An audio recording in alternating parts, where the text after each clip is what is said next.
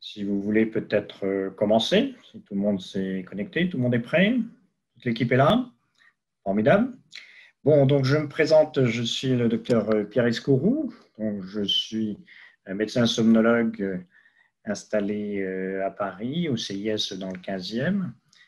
Et donc nous allons vous présenter dans le cadre de cette journée du sommeil organisée par l'INSV, nous allons vous présenter ce qui pourrait être, nous pensons, une technologie pour l'avenir du parcours du sommeil du patient dans différentes orientations.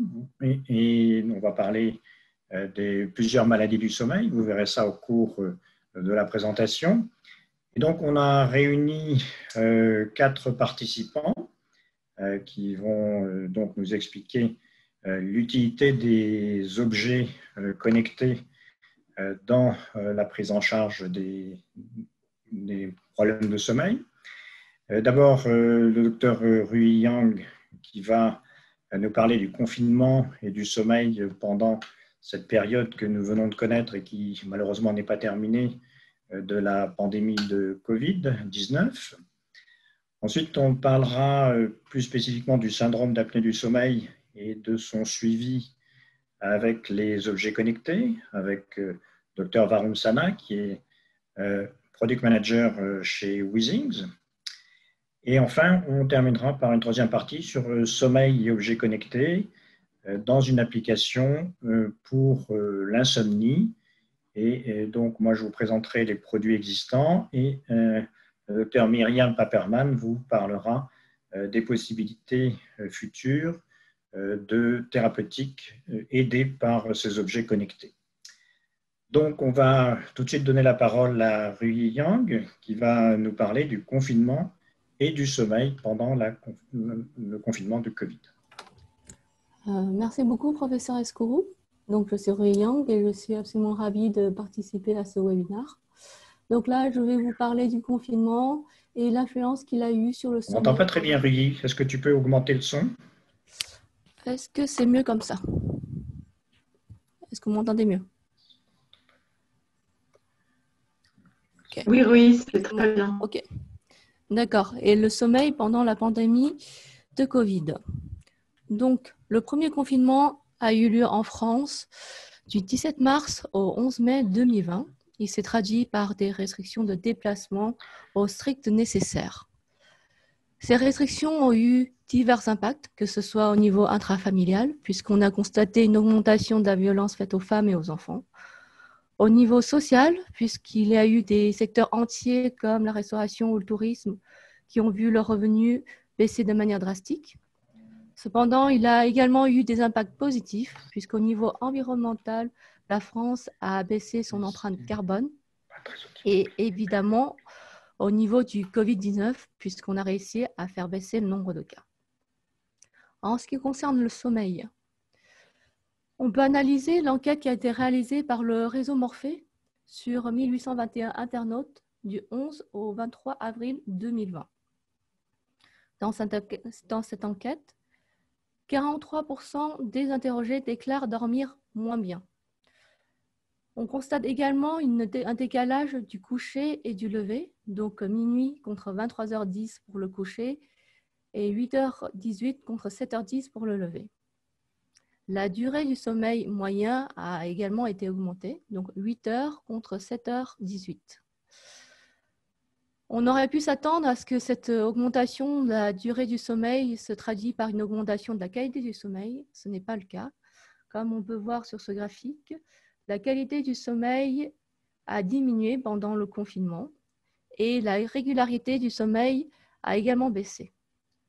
En ce qui concerne le sport, on a constaté une augmentation des deux extrêmes pendant le confinement, c'est-à-dire que les personnes ont déclaré soit ne plus du tout faire de sport, soit en pratiquer tous les jours.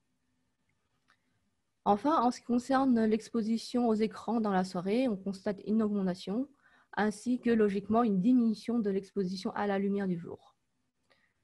On peut en conclure donc que la diminution de la qualité du sommeil serait due à une augmentation de l'exposition aux écrans dans la soirée et à une diminution de l'exposition à la lumière du jour. cette étude n'est pas la seule. De nombreuses études ont été réalisées sur le sommeil et sur le confinement, que ce soit en France et dans d'autres pays. Cependant, ces études utilisent fortement des données déclaratives.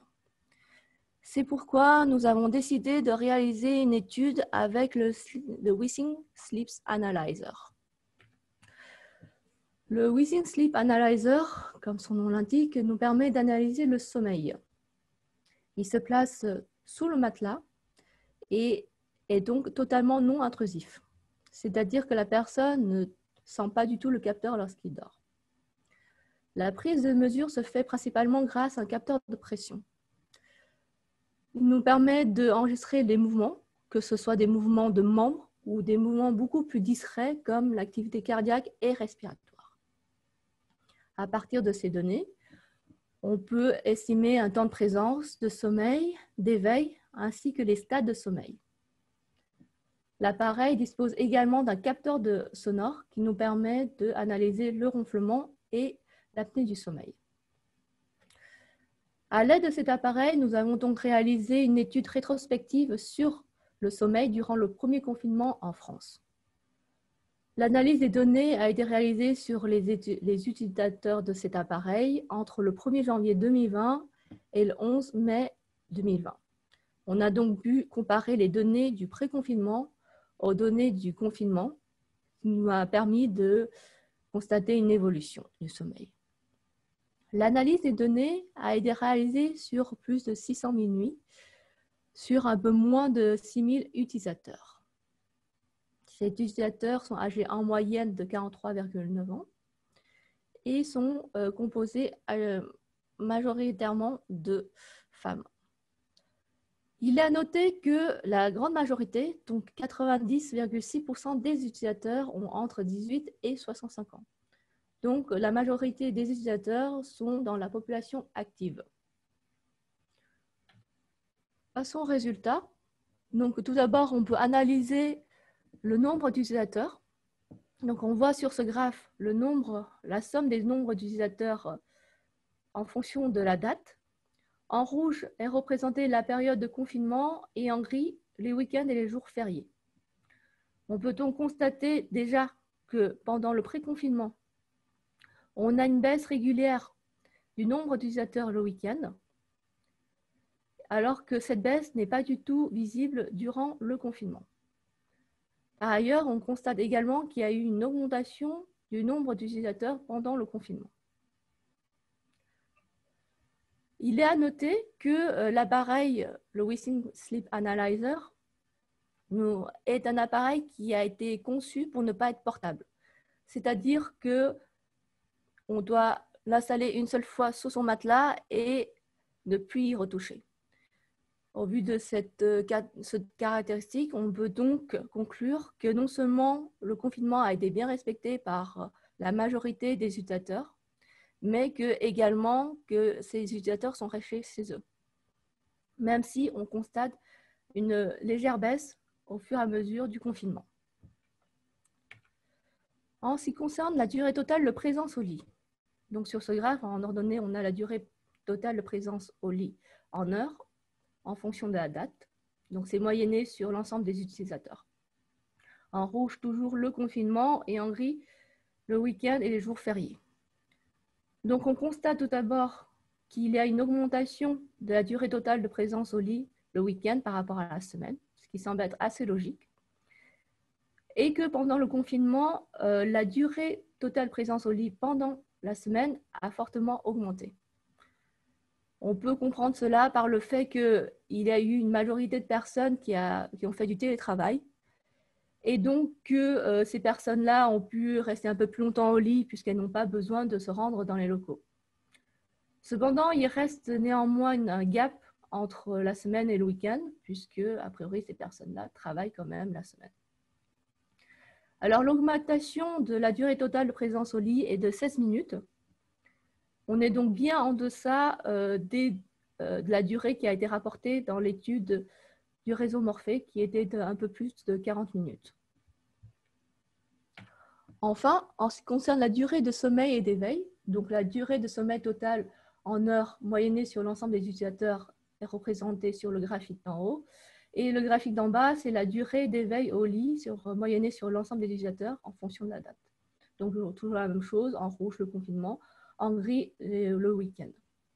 Donc, on constate une augmentation de 10 minutes de la durée de sommeil en moyenne et une augmentation de 6 minutes de la durée d'éveil au lit en moyenne. On constate également une réduction de la dette du sommeil, c'est-à-dire qu'avant le confinement, la différence de durée de sommeil entre la semaine et le week-end était de 41 minutes, alors qu'elle n'est plus que de 21 minutes pendant le confinement. Néanmoins, on peut constater qu'il y a une baisse de la durée de sommeil au cours du confinement, alors que la durée d'éveil reste constante. Cela est peut-être le signe d'une dégradation du sommeil pendant le confinement. En conclusion, nous avons des résultats qui sont similaires aux autres études. Cependant, cet appareil nous a permis d'avoir une vision plus dynamique de l'évolution du sommeil pendant le confinement, et ce, avec des données objectives. Le constat est quand même globalement positif en ce qui concerne le sommeil, puisqu'on a eu un respect du confinement pour cette population, une augmentation de la durée du sommeil et une réduction de la dette du sommeil. Cependant, il manque une analyse psychologique des individus pour parfaire cette étude et pour comprendre pleinement l'ensemble de nos données.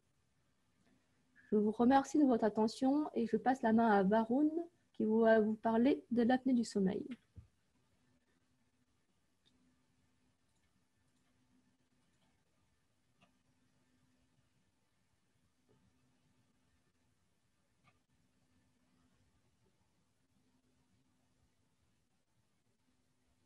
En mute, Varun.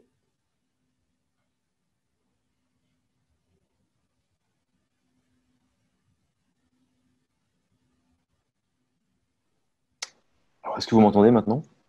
Oui. Super. Alors, bonjour à tous et merci Rui.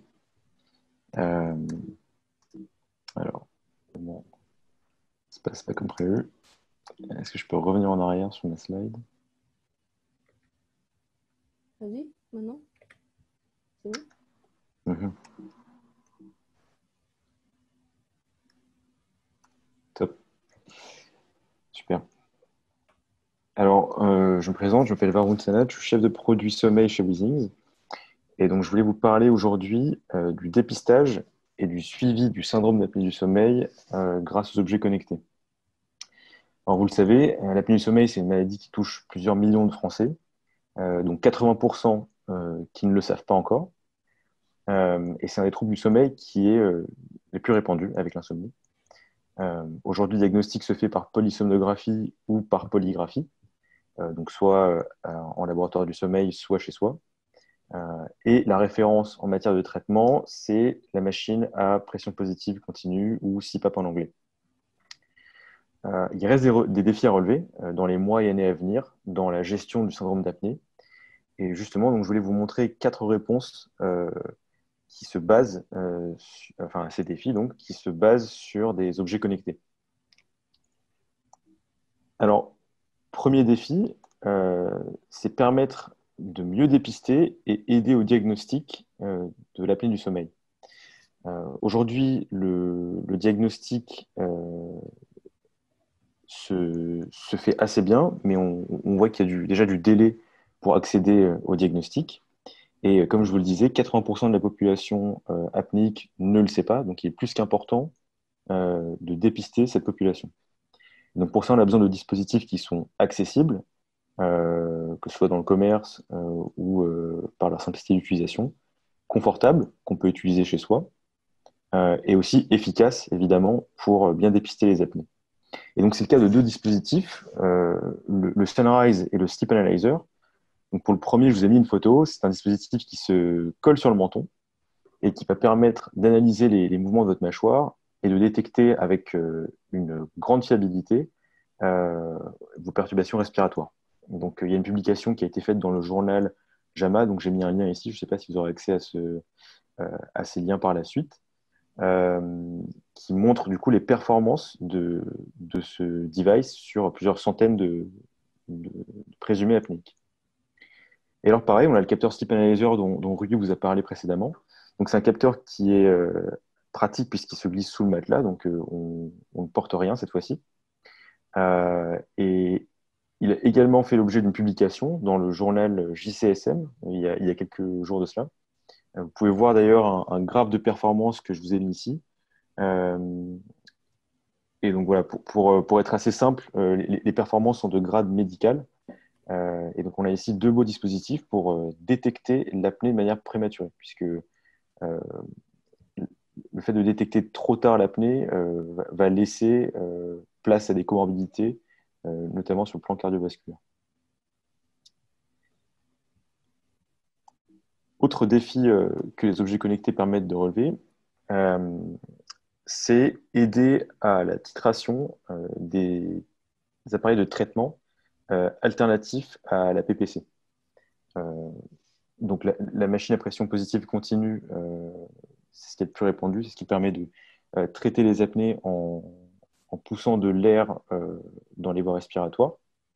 Mais il existe d'autres méthodes de traitement. Donc les orthèses mandibulaires sont simplement des mâchoires qu'on va positionner, qu'on va mettre pendant la nuit et qui vont permettre de dégager les voies respiratoires et mieux laisser passer l'air. Et donc, ce sont des super outils de traitement puisque peu invasifs, avec une belle observance, mais qui présentent un inconvénient, c'est de ne pas bien mesurer à quel point on a des gouttières. Merci, je vois qu'il y a des commentaires. Donc voilà, de ne pas bien mesurer l'impact sur les apnées, les ronflements et la qualité du sommeil. Donc l'intérêt ici des objets connectés, notamment du EctoSense que j'ai mis en exemple ici, ça va être en parallèle du traitement d'aider à bien calibrer et donc de s'assurer lors des premières semaines que le traitement est adapté ou au contraire qu'il faut augmenter l'intensité du traitement. Et donc autre utilité aussi, c'est de ne pas laisser le patient partir dans la nature et ne plus le revoir. C'est aussi la possibilité d'avoir une métrique qui permet aux patients et médecins de suivre la prise du traitement. Donc, je vous ai aussi mis ici un dispositif qui me fascine, qui s'appelle l'Inspire Sleep. Donc, c'est un peu l'équivalent du pacemaker de l'apnée. C'est un stimulateur en fait, qui se place sous la clavicule avec une chirurgie qui dure 45 minutes, assez peu invasive, et qui va installer une électrode qui va pouvoir stimuler les muscles des voies aériennes lorsqu'il y a un épisode d'apnée. Donc, c'est un dispositif qui est encore intégré dans des études. Et donc, je vous ai mis le numéro Clinical Trials d'une étude en cours, justement, avec ce dispositif et un objet connecté qui permet, lui, de suivre l'efficacité du traitement.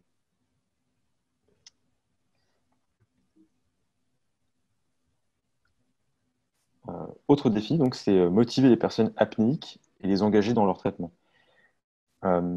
Donc, la motivation des patients dans la prise et le suivi de leur traitement, c'est un sujet qui est assez global et qui ne concerne pas que l'apnée.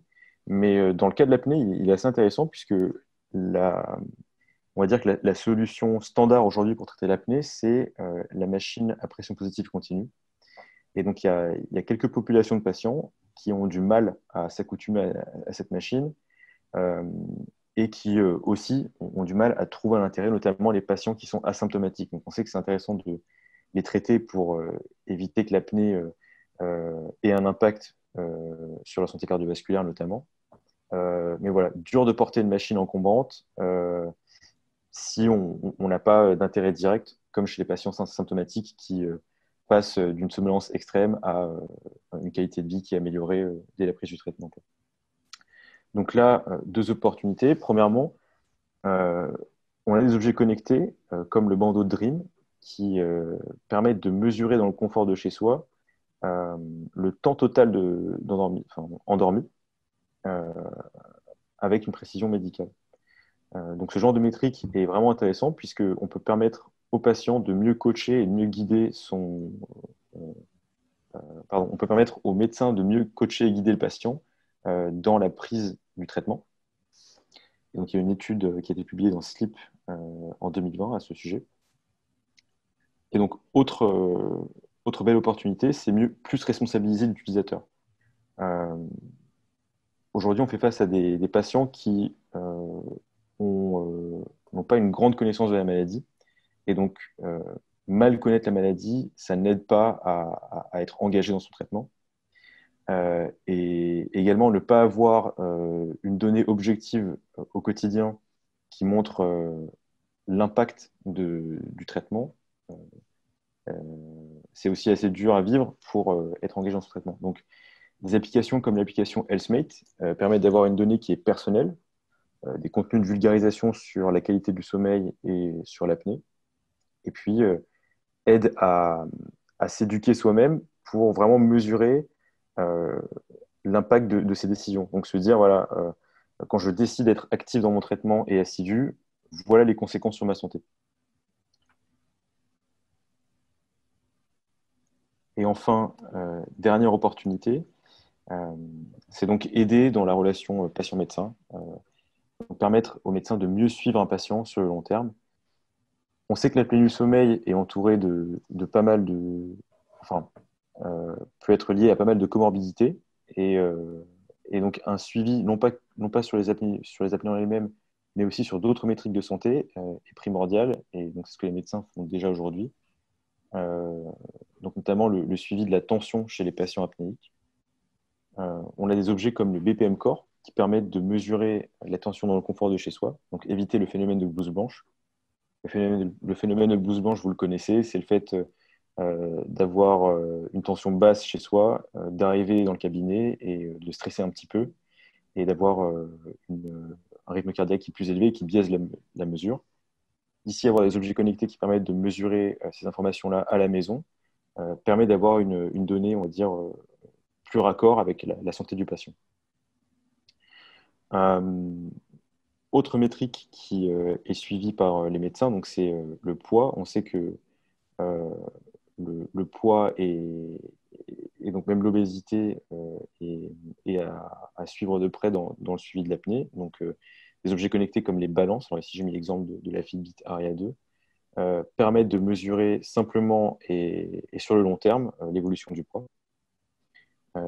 Et enfin, autre opportunité, donc mieux communiquer entre deux consultations. On a des objets comme la ScanWatch, et donc encore l'application Healthmate, qui permettent de mesurer des données en vie réelle, mais aussi de partager un rapport PDF à son médecin. Donc, en plus de mesurer des métriques pertinentes, l'application va vraiment guider les utilisateurs dans la prise de contact avec le médecin, avec du contexte et de la donnée sur le long terme. Alors, tous ces use cases que je vous ai présentés, toutes ces opportunités, elles ont été rendues possibles grâce à l'évolution, on va dire, naturelle des objets connectés. On part d'objets qui, à la base, ont de grandes forces. Des objets qui sont déjà très bien intégrés dans le quotidien des patients. Comme l'Apple Watch, qui est élégante, facile à porter, et qui permet de mesurer des ECG à n'importe quel moment. Et ce sont aussi des objets qui se basent sur des biomarqueurs innovants, qui exploitent des paramètres physiologiques de second plan. Donc, derrière cette phrase un peu compliquée, le bel exemple, c'est celui du Sleep Analyzer, qui est capable de mesurer les épisodes d'apnée, non pas avec l'oxymétrie et le flux respiratoire, qui sont les métriques aujourd'hui utilisées, mais avec des données qui sont périphériques. Donc voilà, on va écouter les ronflements, regarder les battements du cœur à travers le matelas, regarder la déformation de la cage thoracique aussi à travers le matelas, et réussir à estimer les épisodes d'apnée. Donc ça, ce sont des forces. Mais aujourd'hui, ce qui fait que les objets connectés vont de plus en plus s'intégrer dans le parcours patient, c'est premièrement le fait que ces objets obtiennent de plus en plus des marquages CE médical qui sont gages de fiabilité et qui sont des prérequis pour les médecins et pour les patients. Donc on passe vraiment d'objets grand public à des dispositifs médicaux. Et ensuite, second pilier, c'est le fait qu'il y ait de plus en plus de publications, comme vous avez pu le voir pendant cette présentation, autour de ces objets connectés, qui à la fois valident leur performance, mais aussi leur pertinence dans des parcours patients et des moments du parcours patient bien précis. Donc voilà, vous voyez, il y a beaucoup de changements à venir pour que chacun, aussi bien patient que médecin, puisse prendre soin de son sommeil et le soigner. Donc c'est pour ça que je vous invite à suivre de près ces innovations qui changent déjà notre rapport à l'apnée du sommeil. Voilà, je vais passer maintenant la parole à Dr Paperman et professeur Escourou. Merci pour votre attention. Merci Varun pour cette présentation concernant les apnées du sommeil. Donc, on a vu l'intérêt que ça peut avoir à la fois dans le diagnostic et également le suivi. Alors, je voudrais signaler que vous avez la possibilité de d'indiquer des questions en prenant l'onglet questions et réponses en bas de votre écran dans Zoom. Et vous pouvez là donc poser des questions auxquelles on répondra donc en fin d'intervention. Chacun pourra répondre dans chacun des thèmes que vous aurez sollicités. Donc, si vous voulez bien, on va parler maintenant d'une autre application des objets connectés qui va concerner l'évaluation de l'insomnie. Vous savez que l'insomnie, c'est une maladie très fréquente. On considère qu'elle touche 20% de la population adulte et que chez 10% des adultes, elle est sévère, c'est-à-dire qu'elle nécessite l'utilisation et la prise de médicaments de manière régulière et des médicaments qui ne sont pas toujours très souhaitables dans l'usage à long terme. Donc, moi, je vais vous présenter d'abord les objets connectés qui peuvent être utilisés dans l'insomnie. On verra quelques résultats. Et puis, ensuite, Myriam Paperman vous parlera de l'application au traitement de l'insomnie par les thérapies cognitivo-comportementales. Alors, pour ces objets connectés, on va aller à la diapositive suivante si c'est possible. Merci. Donc, pourquoi des objets connectés pour le sommeil? Eh bien, on peut déjà voir que, en pratique, il y a déjà un tiers des Américains, donc des adultes, qui ont une application smartphone qui est installée dans leur téléphone donc pour suivre leur sommeil. Bien sûr, on l'a dit, ces troubles du sommeil sont très fréquents et on sait d'autre part que les explorations du sommeil sont difficiles d'accès et elles sont limitées en général à une seule nuit d'enregistrement, ce qui fait qu'on n'a pas une image vraiment exacte de la gêne qui existe chez les patients.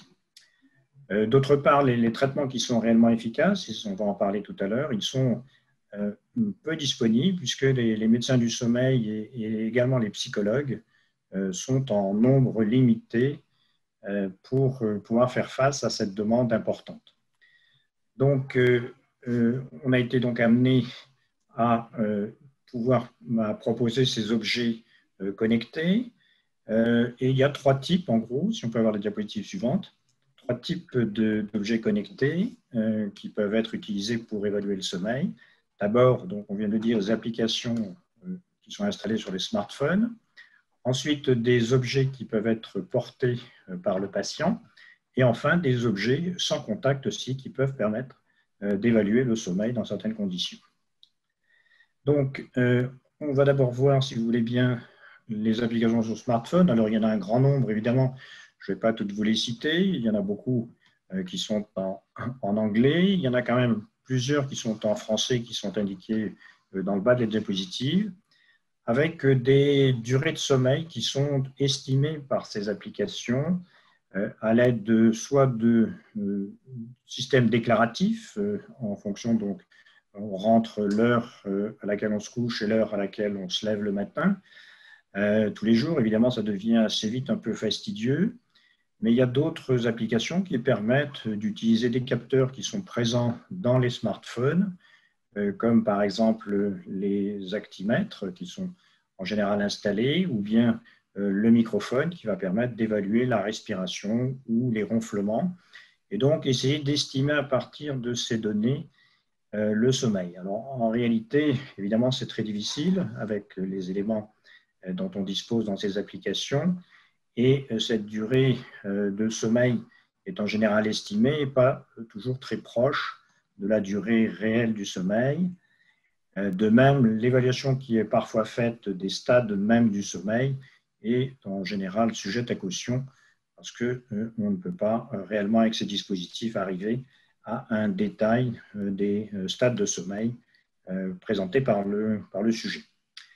Alors donc, d'autres systèmes ont été développés et là, ce sont des objets qui sont portés par les sujets. Donc, il y en a différents types qui peuvent peuvent être utilisés pendant le sommeil. À gauche, vous avez des bagues, donc un système de bagues qui peut permettre d'évaluer, surtout grâce à des mesures d'actimétrie, mais également par des mesures de pulsation artérielle, évaluer la quantité de sommeil et parfois les stades de sommeil.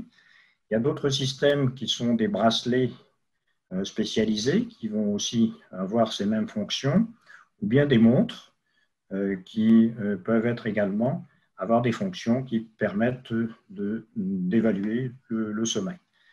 Il y a des objets qui sont théoriquement plus spécialisés pour le sommeil et qu'on voit, je pense, sur cette diapo. Je ne sais pas si elle s'affiche complètement chez vous.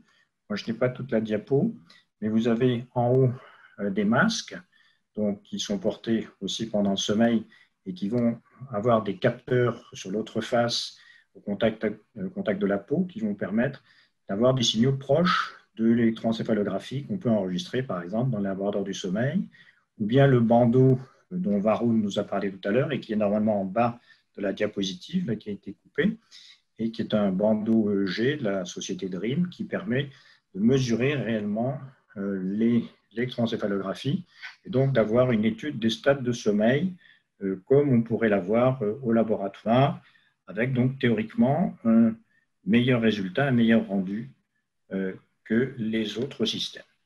Et enfin, il y a, c'est la diapo suivante, des objets sans contact, donc qui, de manière assez étonnante, se proposent d'enregistrer le sommeil soit par des ondes de radar en haut à gauche, qui sont donc des micro-ondes qui sont envoyées en permanence pendant le sommeil à partir d'un appareil qui est posé sur la table de nuit, et, ou bien des systèmes de matelas, comme par exemple le système du sleep de Withings, qui est placé entre le sommier et le matelas, et qui, par les variations de pression qui vont être enregistrées par le capteur au cours de la nuit, des variations qui sont dues soit au mouvement, bien sûr, mais aussi à la respiration et même à la fréquence cardiaque, qui peut être repérée par ce capteur, vont permettre, par les variations des paramètres physiologiques qu'on observe dans les différents stades de sommeil, qui vont permettre de recalculer, de déterminer les stades de sommeil.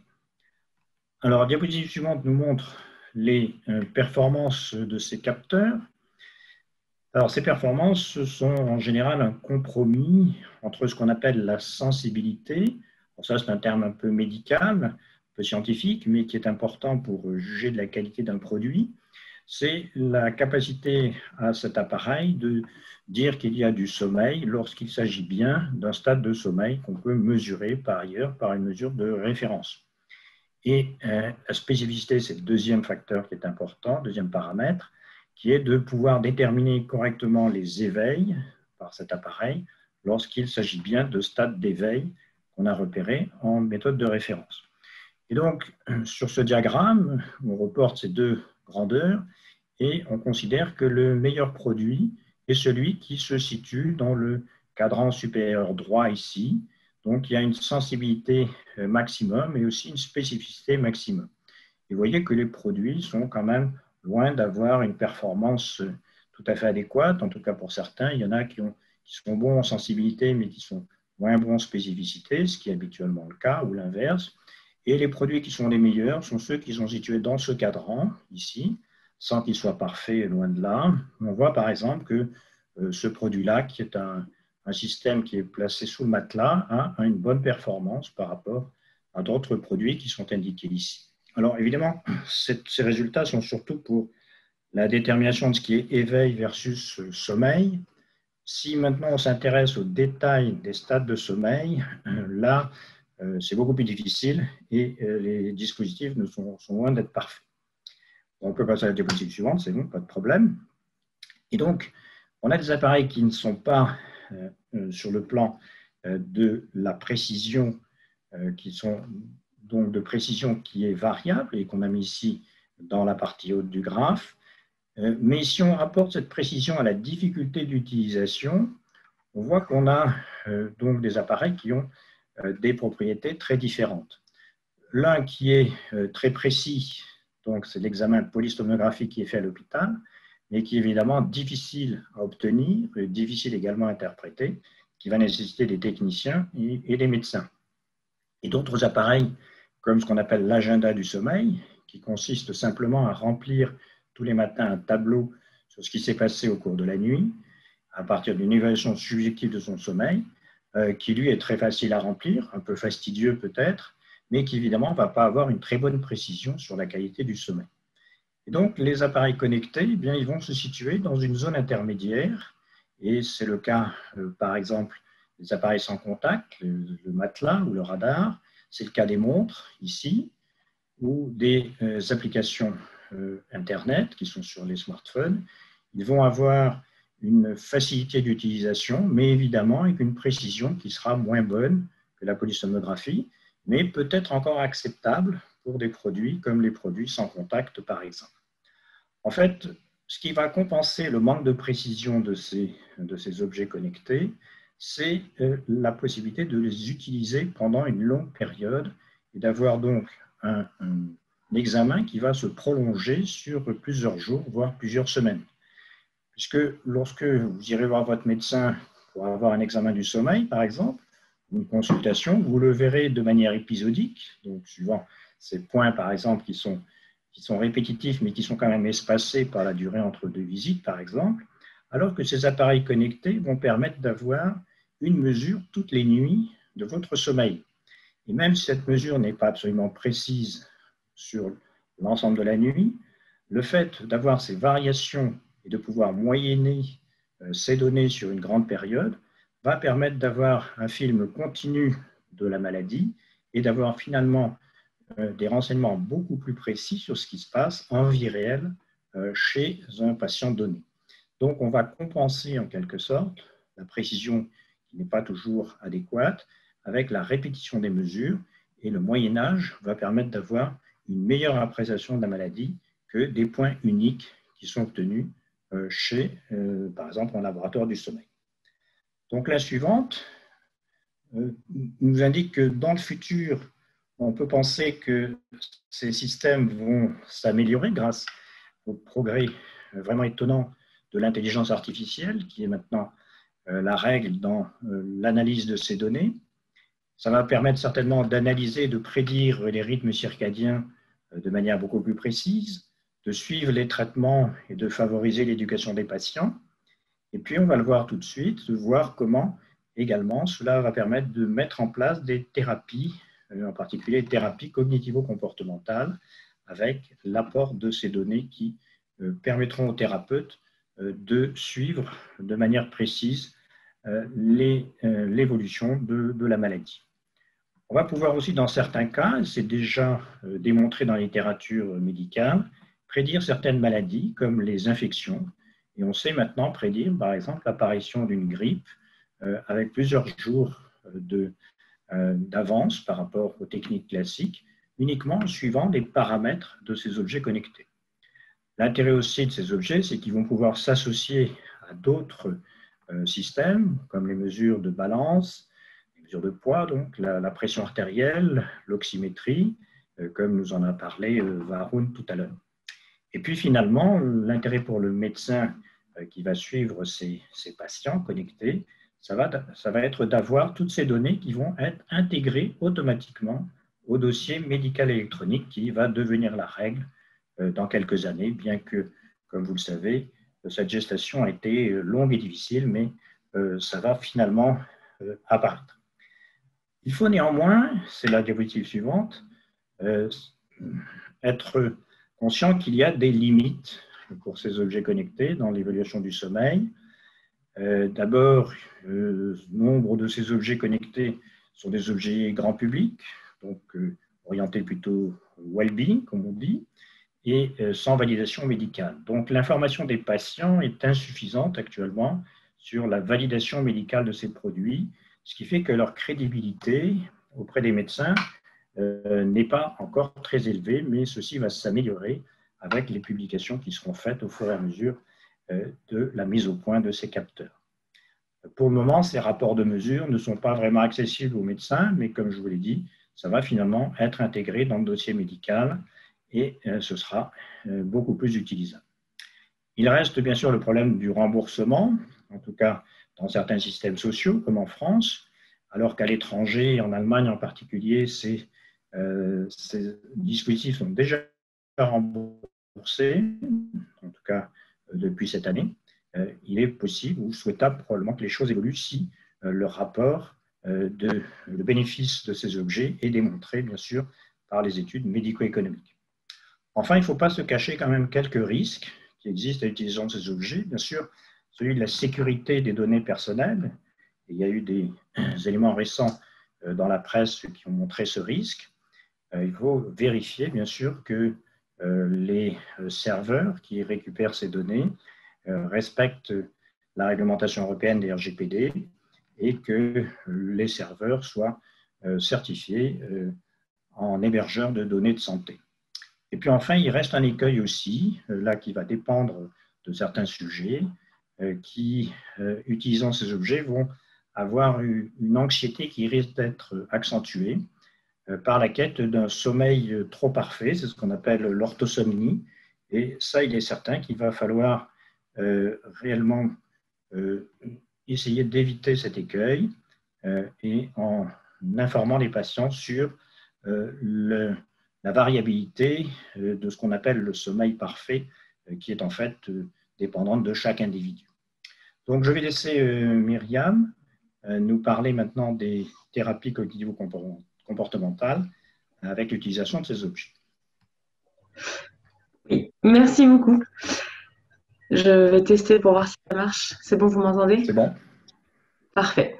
Donc moi, je vais prendre les 5 dernières minutes pour vous expliquer un petit peu les applications thérapeutiques par rapport à tout ce qui vient de se dire, mais spécifiquement l'insomnie surtout, puis ensuite laisser le temps aux questions.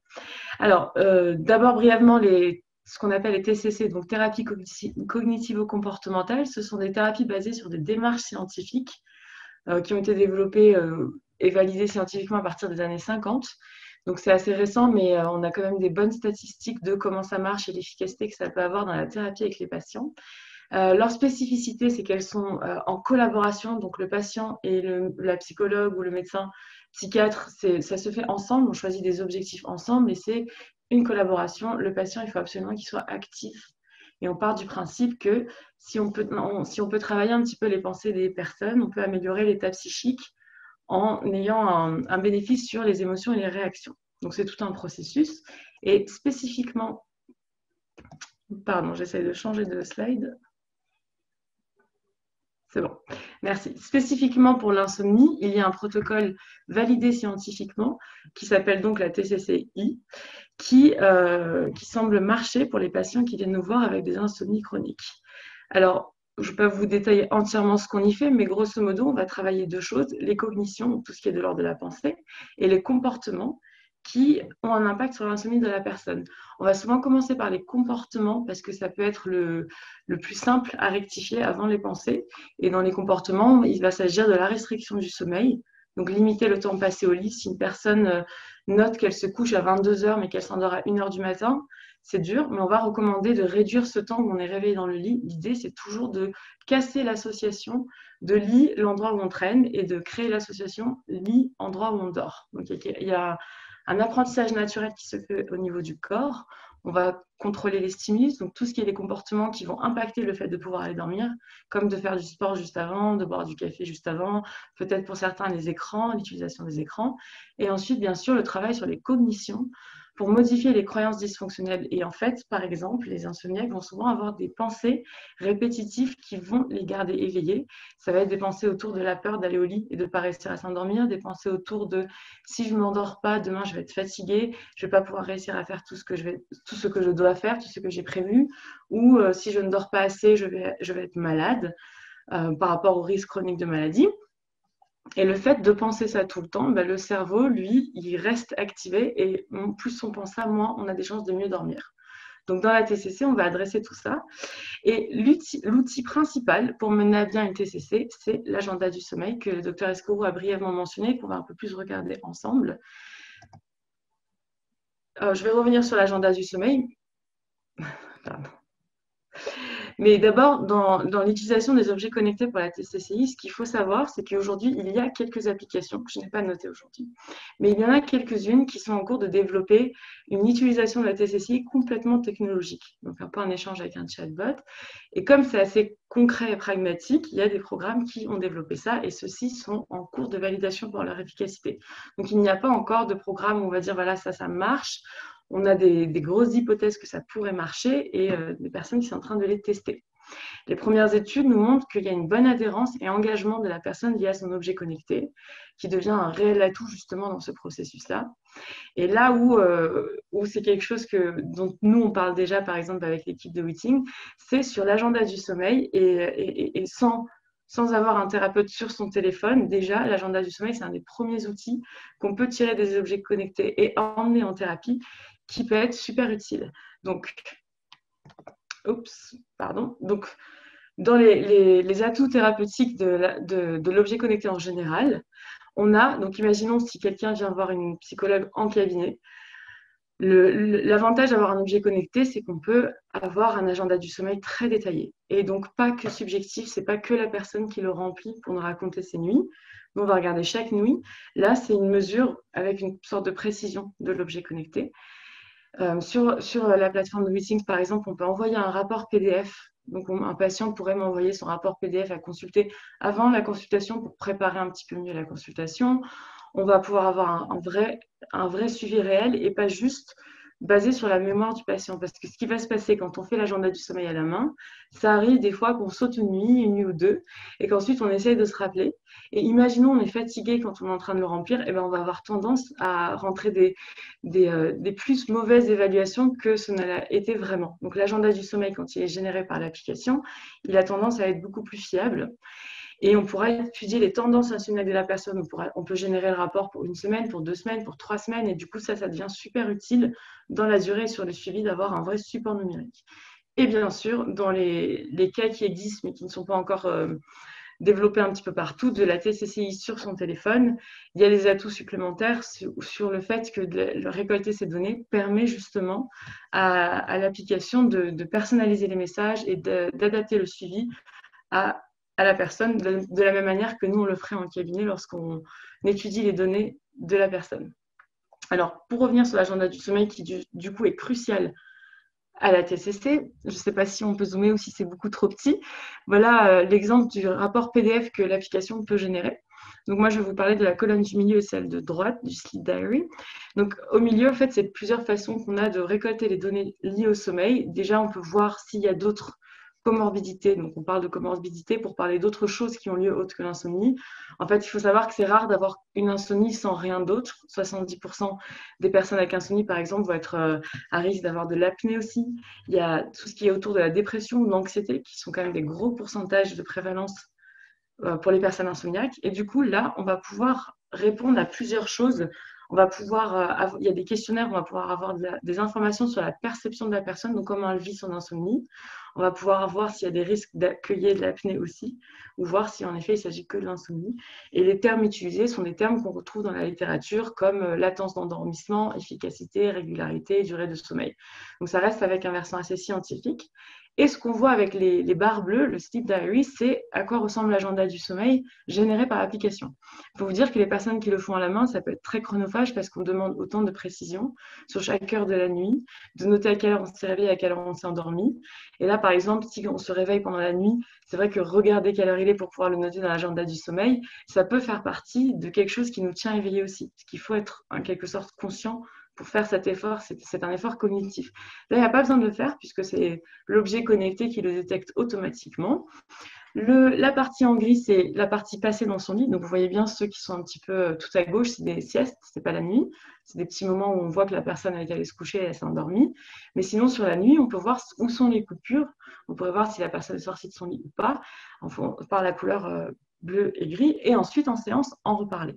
Donc ça, c'était pour vous illustrer une façon dont les objets connectés peuvent être super utiles, et même si on ne fait pas de la TCCI sur son téléphone et sur l'objet connecté, ce que les objets connectés peuvent nous donner comme support au patient quand il vient nous voir pour la thérapie. Donc j'ai fait vite pour qu'on ait le temps des questions. Je vous redonne la parole, le docteur Escourou, pour la conclusion.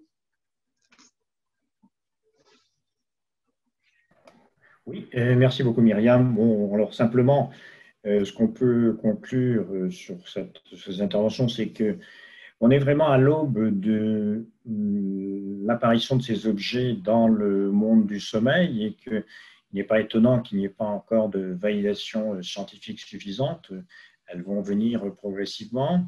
En tout cas, ces objets vont apporter des renseignements sur la durée, donc à la différence des analyses ponctuelles qu'on peut avoir actuellement en allant chez son médecin, et surtout dans des conditions de vie naturelle, ce qui est évidemment important pour le sommeil.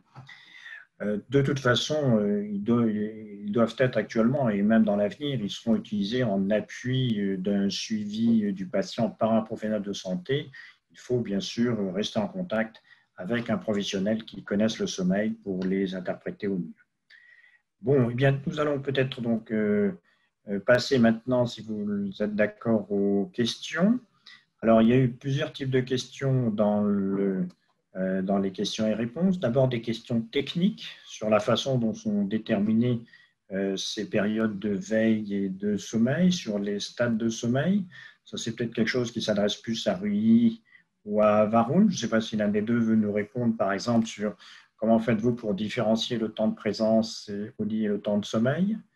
Varun, est-ce que tu as ou Rui qui veut répondre à cette question technique? Oui, peut-être rappeler que c'est des produits qui sont calibrés sur des nuits de polysomnographie. Euh, donc le standard pour différencier la veille et le sommeil, c'est l'EEG, donc les signaux électriques du cerveau. Et donc, comment est-ce que Wheezing se démarque d'autres applications mobiles, par exemple? C'est qu'on va entraîner nos algorithmes de machine learning sur des nuits où on a à la fois mesuré la nuit du patient avec l'appareil de référence en médecine du sommeil, donc le polysomnographe, et notre appareil. Et donc, nous, ce qu'on mesure, en l'occurrence, ce sont l'activité cardiaque, l'activité thoracique pour la respiration, les mouvements dans le lit, les ronflements et les coupures de respiration. Et donc, on va analyser ces signaux sur des fenêtres de temps réduites. Et notre appareil de machine learning va regarder s'il y a des patterns qui sont similaires à ce qu'il a pu lire sur les tracés de polysomnographie. Donc, voilà comment est-ce qu'on distingue la veille et le sommeil. Alors oui, ça c'est en effet donc la technique. C'est vrai également, le même type d'analyse est fait pour les stades de sommeil. Et bien sûr, les personnes, les intervenants, les personnes qui assistent au webinaire ont, et c'est ce qu'ils mettent dans leurs commentaires, remarqué des différences entre ce qu'ils pensent être du sommeil lent, du sommeil profond. Donc, ces éléments sont bien sûr encore sujets à caution. Et donc, il y a une question qui porte sur la façon dont ces différents paramètres sont validés. Et il est vrai qu'on est, donc, comme je vous le disais, dans le début des validations scientifiques et qu'il n'y avait pas jusque-là de cadre générique bien précis pour pouvoir comparer les objets connectés les uns par rapport aux autres et surtout pour pouvoir, dans les publications, renseigner les éléments qui sont nécessaires à leur comparaison. En fait, c'est simplement cette année que vient d'apparaître dans une publication récente une proposition de schéma général qui vont permettre de vraiment pouvoir comparer, analyser les qualités de ces appareils. Donc, on est encore un peu tôt dans vos réponses à ce sujet. Ce qui est certain, c'est que beaucoup d'éléments, beaucoup d'appareils n'ont pas été validés et les différences que vous observez par rapport à vos impressions sont souvent justifiées parce que les données affichées ne sont pas toujours exactes, loin de là. Donc, je pense qu'on ne pourra pas en dire beaucoup plus sur les aspects techniques. D'autres questions plus précises pourront être posées dans la discussion aux ingénieurs de Weezing. Si vous avez des questions précises, ils pourront vous répondre. Moi, je voulais peut-être aborder deux autres questions qui concernaient le traitement. Alors, il y en avait une question d'un participant qui parlait du capteur sous la clavicule, dont Varun nous a parlé tout à l'heure. En fait, il ne s'agit pas d'un capteur, il s'agit d'un pacemaker, et donc un appareil qui va envoyer des impulsions électriques pour stimuler la langue et empêcher les apnées. Donc en fait, c'est un système thérapeutique, et il ne s'agit pas d'un capteur sous-cutané implantable, bien sûr, pour faire du diagnostic. On n'en est pas encore là, ça viendra peut-être un jour, mais ça n'est pas encore le cas. Alors, il y avait une autre question sur les traitements. Est-ce qu'on va pouvoir se séparer de ces machines avec masque et tuyaux pour traiter les apnées? Alors, bon, le webinaire n'était pas dirigé du tout vers le traitement, mais il faut savoir qu'il y a différents médicaments qui sont actuellement à l'étude, et certains d'ailleurs qui vont utiliser des capteurs dont on a parlé pour pouvoir évaluer l'effet de ces médicaments sur les apnées. Mais comme vous le savez, le développement d'un médicament, c'est très long, et il se passera sûrement plusieurs années avant qu'on puisse avoir un médicament efficace sur les apnées. Et encore, ce sera probablement sur certains types d'apnées seulement. Il y avait des questions un peu plus philosophiques. Alors, je ne sais pas si éventuellement Myriam veut y répondre sur l'implication des patients, la responsabilisation des patients et quelle autonomie il faut laisser aux patients dans le parcours de son suivi de sommeil. Qu'est-ce que tu penses, Myriam, de la question de Cédric Calvignac, par exemple? Je ne sais pas si tu as vu cette question en début d'intervention. Est-ce que tu as une réaction à cette question philosophique?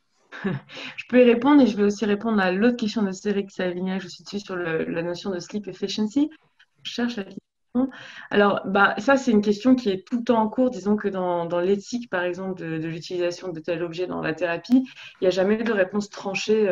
Il va y avoir des guidelines, des choses pour nous guider. Il ne va jamais avoir de réponse vraiment tranchée. Après, nous, on est bien conscient que des fois, ça va être soit des atouts, soit des choses qui vont faire obstacle aux personnes qui ne veulent pas trop. Mais l'idée, c'est que pour que ça marche, il faut que le patient, toutes les patients, ils soient d'accord. L'idée, surtout dans une thérapie comme la TCC, c'est de donner l'autonomie à la personne et le plus d'outils possible pour que c'est la personne qui fasse le processus. C'est un des fondements de la TCC. Je ne suis pas sûre, peut-être que je ne comprends pas très bien la question. Docteur Escourou, si vous vouliez y répondre, vous, Non, je crois que c'est tout à fait pertinent. Donc, tu as raison. Ouais. C'est un problème qui se pose, évidemment, et qui est important à prendre en compte. Moi, je voudrais m'adresser à Jean-Marc Loison, qui est, je crois, un des responsables de l'association Insomnie, donc qui posait des questions sur d'abord la technique autour de ces capteurs pour savoir si on pouvait déterminer le sommeil paradoxal. On a essayé d'y répondre tout à l'heure partiellement, mais il y a en effet des éléments qui peuvent permettre de déterminer les caractéristiques propres du sommeil paradoxal avec plus ou moins de précision. Donc, on peut penser qu'on arrivera, avec l'amélioration des techniques, à le faire également. Et puis, il suggère que les associations de patients soient associées à cette nouvelle technologie, à ces développements, et je crois qu'il a tout à fait raison. Ouais. Et on l'engage éventuellement à prendre contact avec Weezing, puisque c'est un domaine, en effet, dans lequel Weezing souhaite associer dans le développement des produits les associations. Et je pense qu'il y en a d'autres, éventuellement, qui peuvent se joindre, et d'autres fabricants également ont besoin de l'apport des patients eux-mêmes, donc des associations de patients, pour permettre de prendre en compte la dimension sociale de ces produits et l'intervention des patients dans le développement même du produit. Donc, je suggère à Jean-Marc Loison de laisser ses coordonnées et que j'ai par ailleurs, hein, puisque dans le réseau Morphée, nous le connaissons bien, pour qu'on puisse donc interagir avec lui. Est-ce que vous voyez d'autres questions qui oui, je voudrais bien. Ouais, moi, je voudrais répondre un petit peu, mais une petite réponse sur la question du sleep efficiency. Je l'ai perdu, mais c'était sur la question de est-ce que c'est pertinent de parler de performance à des personnes préoccupées par le sommeil, justement. C'est une des grosses questions et c'est ce que le docteur Escour a mentionné dans les risques aussi. Il faut savoir qu'en anglais, quand on parle de sleep efficiency dans la littérature, on parle aussi de la composante un peu comportementale que j'ai évoquée rapidement, de le temps passé au lit. C'est-à-dire qu'on considère que la performance, on ne va pas forcément regarder tant est-ce qu'il a très bien dormi ou mal dormi, mais plutôt quel a été son succès d'endormissement, combien de temps de réduire le temps au lit. Donc, il y a des moyens d'utiliser ces données sans qu'elles soient vraiment un moyen de pression, je dirais, pour l'insomniaque. Mais en effet, c'est des choses qu'il faut travailler et qui rentrent dans le travail cognitif aussi. Mais pour mesurer, c'est un des critères. C'est pas le seul d'ailleurs. Ouais, je suis assez d'accord et ça permet de répondre à une question qui était de dire si on se fait l'avocat du diable, qu'est-ce qu'on peut reprocher au sleep tech? Euh, un bon objet connecté autour du sommeil doit savoir s'effacer justement. C'est-à-dire que être présent, ça va favoriser l'orthosomnie, donc rappeler qu'on est mesuré et, et voilà, les indicateurs doivent permettre de mieux aider le médecin, mais pas d'être dans le super moi avec voilà, des objectifs. Et, voilà. Sur le sommeil, ce qui compte le plus, c'est plutôt le lâcher prise que de chercher à mieux faire encore, quoi. Et ça justement, on en est bien conscient et c'est ce qu'on doit, c'est ce vers quoi on va de plus en plus, quoi. Très bien. Il reste quelques questions de dernière minute. Je vois que Maxime Elbaz s'est connecté. Bonjour Maxime.